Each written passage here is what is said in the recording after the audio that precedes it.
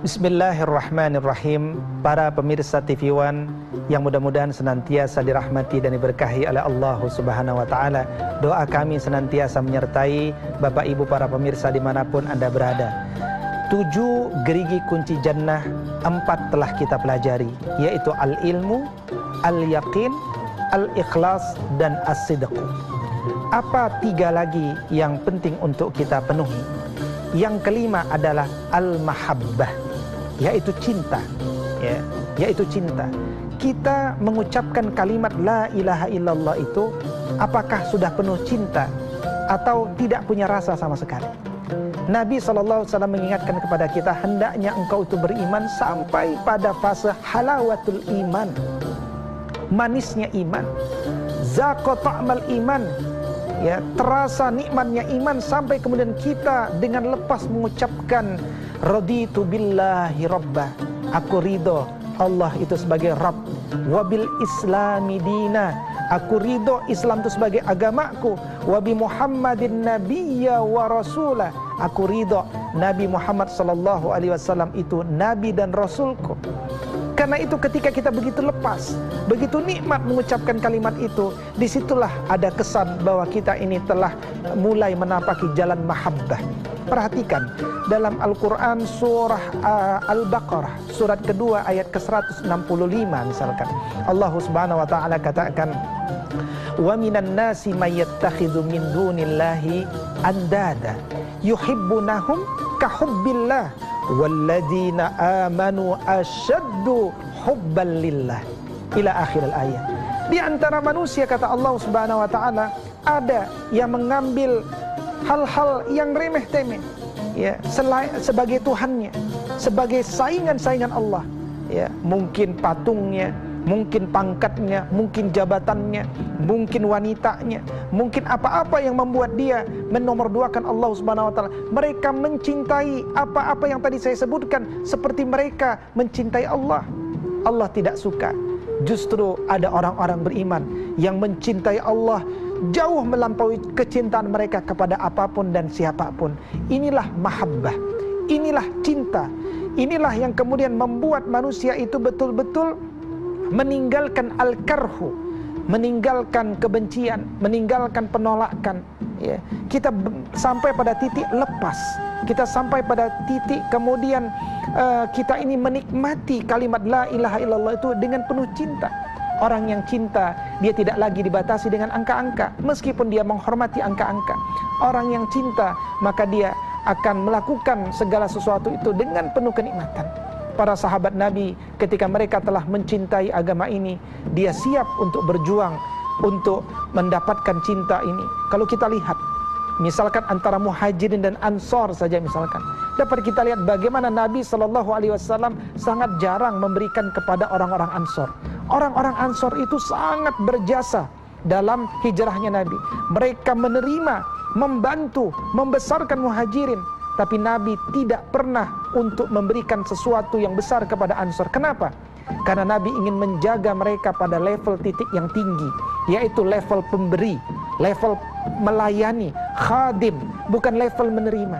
Manusia itu akan mulai turun derajatnya ketika dia mulai menerima, ketika dia mulai mengharapkan sesuatu dari manusia.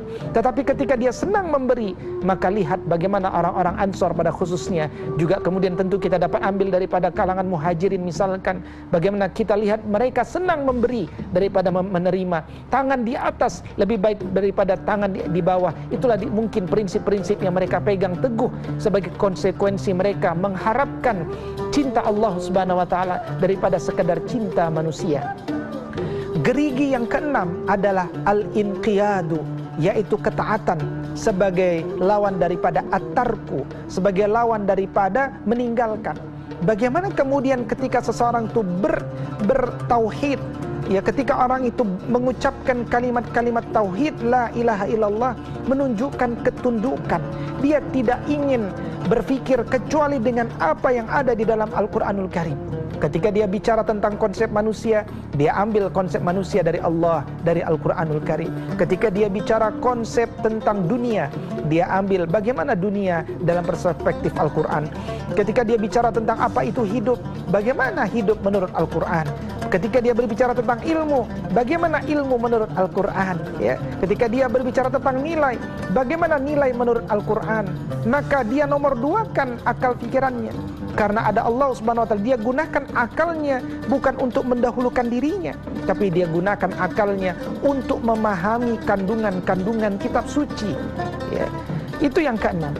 Yang terakhir atau yang ketujuh adalah al-qabulu, yaitu lawan daripada ar-raddu. Betul-betul maknanya adalah kita menerima.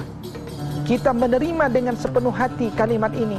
Dan meskipun dia berkonsekuensi kepada diri dan kepribadian kita, terjadi reformasi, perubahan yang dramatis, yang bersungguh-sungguh dengan kalimat tauhid itu.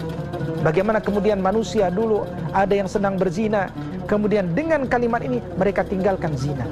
Ada manusia yang dulu kemudian senang minum minuman khamar, mereka segera tumpahkan khamar-khamar, drum-drum mereka. Padahal dulu tidak disebut orang Arab, kecuali mereka punya drum-drum khamar di rumah mereka. Tetapi begitu Allah haramkan khamar, pada saat itu mereka tidak ada salam perpisahan dengan khamar.